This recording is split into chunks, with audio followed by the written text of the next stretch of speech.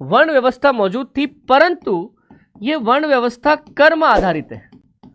कर्म आधारित वर्ण व्यवस्था, ये भी प्री वैदिक एज की बात है। क्या? Karma based varna system. अब ये वर्णा सिस्टम क्या है, थोड़ा इसकी चर्चा करनी पड़ेगी। देखो, वर्ण शब्द का मतलब एक तो हम लेते हैं रंग से, और वर्ण शब्द का एक मतलब हम लेते हैं क्लास से, अर्थात वो काम क्या करता है, दैट विल बी देयर वर्णा। ठीक है, यहां जाति की बात नहीं हो रही है, जाति का शब्द तो जिक्र ही नहीं है यहां पे, वर्ण का जिक्र है। और ऋग्वेद जो है, या ऋग्वैदिक एज जो है, पूर्व वैदिक काल, स्ट्रांगली बिलीव करता है कर्म आधारित वर्ण व्यवस्था में। मतलब अगर आप कोई ऐसा काम करते हैं, यानी कि जिसमें आप क्या कर रहे हैं, कबीले की सुरक्षा कर रहे हैं खतरों से। कबीले को कौन कौन से खतरे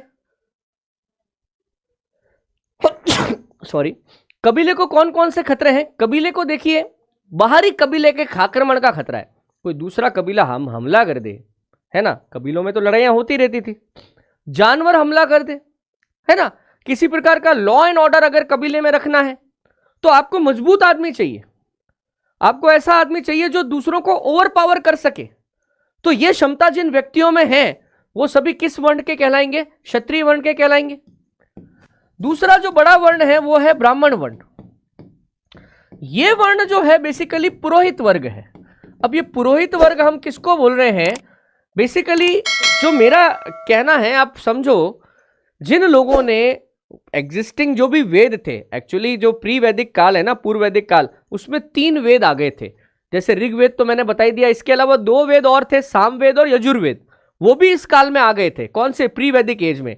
चौथा वेद अथर्ववेद बहुत बाद में आया, बट 3 तो पहले आ गए थे। अब 3 वेद जिसने याद कर लिए, है ना, अब वेदों की मान्यता है, क्योंकि देवताओं की मान्यता है, और देवताओं को क्या चाहिए ये किसको पता है? ये वेदों को पता है। और वेद किसको पता है? वेद ब्राह्मणों को पता है।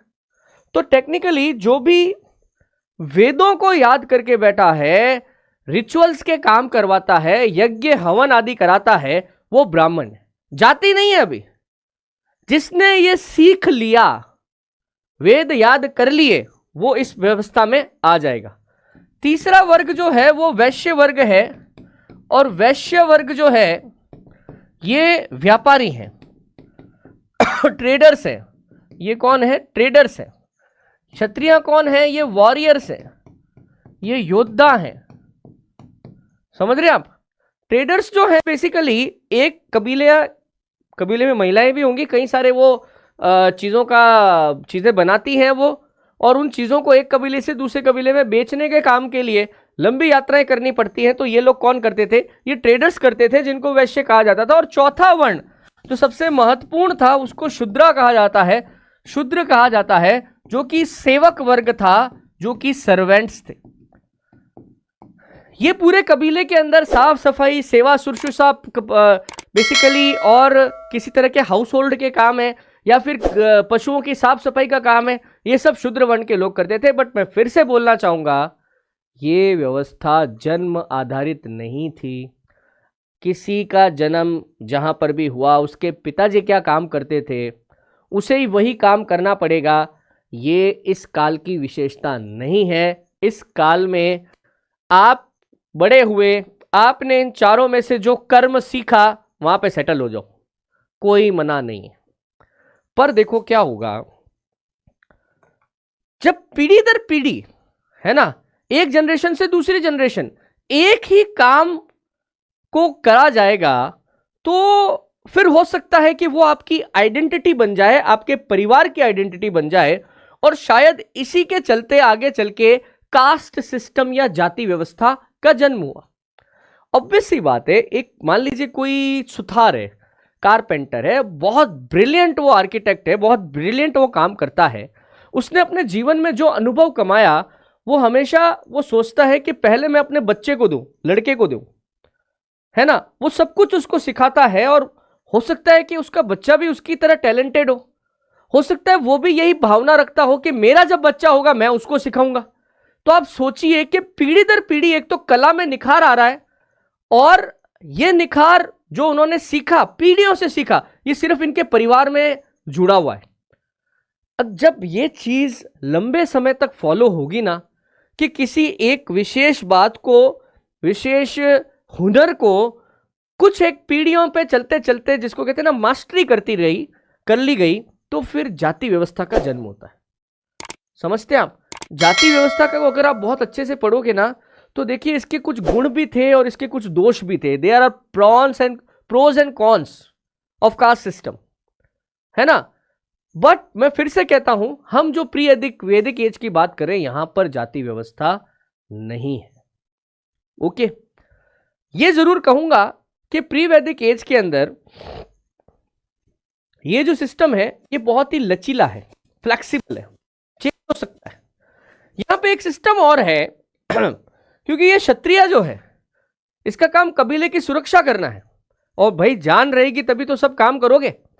ये आपकी जान बचा रहा है, इसलिए आप में एक वो है, एक जेस्चर है, हम्बल जेस्चर है, कि हम क्षत्रिय की जो भी बेसिक नीड्स है वो पूरी करेंगे।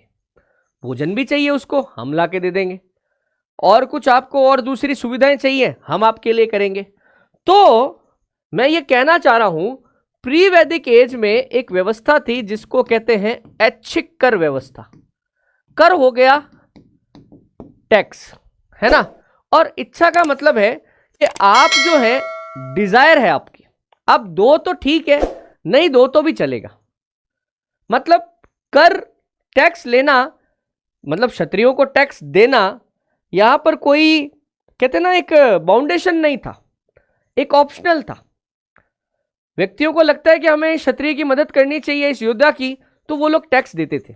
बट जब हम लेटर वैदिक एज पढ़ेंगे, तो अब मैं आपको बताऊंगा कि ये जो ऐच्छिक कर था ना, ये अनिवार्य कर बन गया। ऐच्छिक मतलब इच्छा अनुसार, अनिवार्य, कंपलसरी, देना पड़ेगा। क्यों? क्योंकि वो राजा है, वो क्षत्रिय है, आपको देना पड़ेगा। ये कैसे हुआ, क्या हुआ, इसकी चर्चा अभी हम थोड़ी देर बात करते हैं। तो आपको सोसाइटी समझ में आई? सोसाइटी में क्या है? कर्म आधारित वर्ण व्यवस्था है। 4 वर्ण कर्म के आधार पर बने हुए हैं, है ना। कर्म आधारित वर्ण व्यवस्था फ्लेक्सिबल है। व्यक्ति अपनी इच्छा के अनुसार जो कर्म करता है, अपने वर्ण का चुनाव कर सकता है। पिता का क्या वर्ण था, उसका असर बेटे के वर्ण पर नहीं पड़ता है। ऋग्वेद भी जो है, वर्ण व्यवस्था का जो सिस्टम है, उसका जिक्र तो करता है। ऋग्वेद में टोटल 10 चैप्टर है। ऋग्वेद का जो 10वां चैप्टर है, 10वां मंडल है, उसमें एक श्लोक है जिसको कहते हैं पुरुष सूक्त। पुरुष सूक्त, इसके अंदर वर्ण व्यवस्था का जिक्र किया गया है और कहा गया है कि जिस प्रकार ब्रह्मा के मुख से ब्राह्मण, भुजाओं से क्षत्रिय, जंघाओं से, है ना, यहां से पैरों, जंघाओं से मतलब वैश्य, और पैरों के तलवों से, सबसे निचले वाले पार्ट से शूद्रों की उत्पत्ति हुई है, तो समाज के अंदर इन वर्णों का ऑर्डर भी यही होगा। मतलब सबसे ऊपर मुंह है ना, तो ब्राह्मणों की स्थिति समाज में सबसे सर्वश्रेष्ठ हो गई, फिर सेकंड नंबर हो गई क्षत्रिय, थर्ड नंबर हो गए वैश्य, और फोर्थ नंबर पे आ गए शूद्र। यहां पे आप देखो तो ये एक व्यवस्था तो बताई है कि इनका ऑर्डर क्या है। तो आप ये कह सकते हैं, अच्छा इसमें एक चीज और है, ऋग्वेद में क्या है कि बहुत सारे लोग ये बात मानते हैं कि ऋग्वेद का जो 10वां मंडल है ना, ये बाद में जोड़ा गया है। 10वां मंडल पहले नहीं था, क्योंकि जैसे मान लो मैं आपको एक हिस्ट्री की किताब दूं, उसमें पहला चैप्टर है 1857 की क्रांति, और अगला चैप्टर है उसके अंदर सिंधु घाटी सभ्यता, तो आपको लगेगा ना यार ये तो बाद में, ये तो इसका पार्ट ही नहीं है, यहां पे आया क्यों। सेम बात ऋग्वेद के दूसरे से लेके 7वें चैप्टर के बीच में जो बातें लिखी हुई हैं, पहले 8वें, 9वें और 10वें में जो बातें लिखी गई हैं, उनमें मेल नहीं है, वो अलग लगती हैं कि यार इस किताब का ये पार्ट नहीं हो सकते। जैसे ऋग्वेद के अंदर ही एक जगह पर लिखा हुआ है कि मैं एक लेखक या कवि हूं, मेरे पिता एक किसान है, और मेरी माता जो है वो अनाज की घट्टी पीसती है, और अपना हमारे घर का गुजारा चलता है। अर्थात हमारे घर में हर व्यक्ति अपना अलग अलग पेशा अपनाया हुआ है, कर्म करता है। तो अब यहां पे आप ऋग्वेद के अंदर ही ये बात लिखी हुई है कि हर व्यक्ति को जो कर्म करना है वो कर सकता है, फिर एक जगह पे आप लिख देते हो कि 4 वर्ण है, तो ऑब्वियसली बातें कॉन्ट्राडिक्टरी बातें होगी ना। पर फिर भी हमें मानना तो पड़ेगा कि ऋग्वेद में वर्ण व्यवस्था का जिक्र कहां पर किया हुआ है? ऋग्वेद के 10वें मंडल में पुरुष सूक्त में वर्ण व्यवस्था का जिक्र किया हुआ है। पर वो जाति है, इस बारे में ऋग्वेद कुछ नहीं कहता है। जाति कास्ट है ना। देखो जाति क्या होता है, कास्ट क्या होता है, एक बंद सिस्टम है, क्लोज सिस्टम है, जाति से निकल नहीं सकता व्यक्ति। और जाति जन्म से आती है, व्यक्ति का जन्म जिस जाति में हुआ है ना, तो वो उसे बदल नहीं सकता, वो रहेगा, सरनेम तो रहेगा ही रहेगा उसके साथ, ठीक है। और हमारे यहां पर ओवर द पीरियड टाइम क्या हुआ भारत में कि किसी व्यक्ति की जो जाति है तो उसके ऊपर वो टैग लग गया कि अब तेरे को काम भी यही करना है जो तेरी जाति करती है। और हो सकता है ये इसलिए हुआ, पीढ़ी दर पीढ़ी, जब कहते हैं ना जनरेशन बाय जनरेशन वो एक ही काम करते करते करते करते आए, तो लोगों में एक प्रैक्टिस आ गई कि ये काम तो यही लोग करते। इस वजह से शायद जाति व्यवस्था इतनी ज्यादा समाज की गहराई में घुस गई। बट प्री वैदिक एज में इतना कठोर सिस्टम नहीं था। कर सकते हो, ठीक है।